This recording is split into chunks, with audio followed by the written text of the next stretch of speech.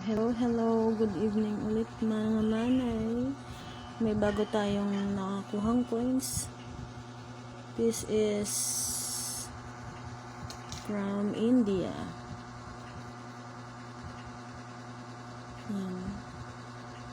India. So, itong coins na to ay year 2012. 2012. Baba ko siya. Ano nang year niya? 2012. Ayan, 1 rupee. Rupee, hindi ko alam kung anong ba ang tawag dito. Pero parang rupee, tawag dyan. 1 year 2012.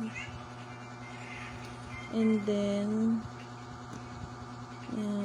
historical, sabi niya historical coins daw yan. Sabi, nakita ko sa YouTube. And then, meron din ito yung hinahanap ko na coin error. Tingnan niyo yung gilid niya. Oh, diba? Compared ko dun, sample ako na wala kasi akong iba nito, isa lang to.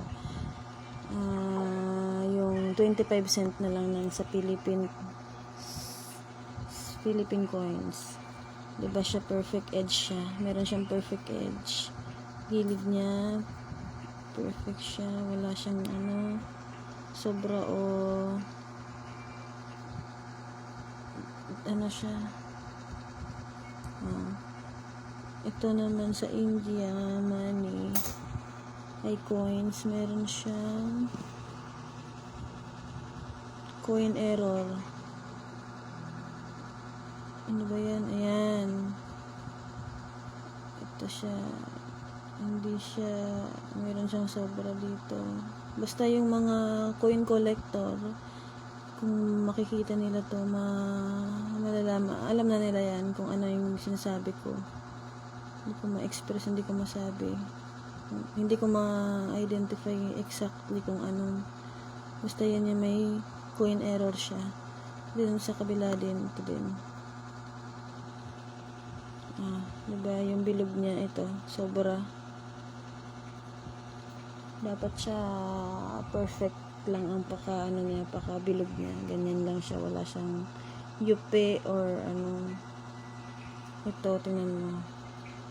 Compared mo siya dito. 25 cent. Ito. Bilog lang siya. Ito naman, meron siyang dito. Error. Ito, banda dito.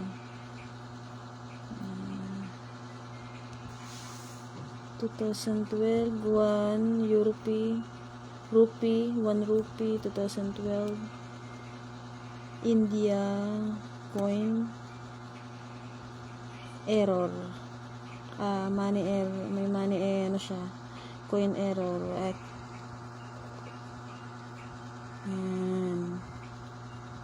Mga interesado dyan na kolektahin yan, meron ako niyan, isa.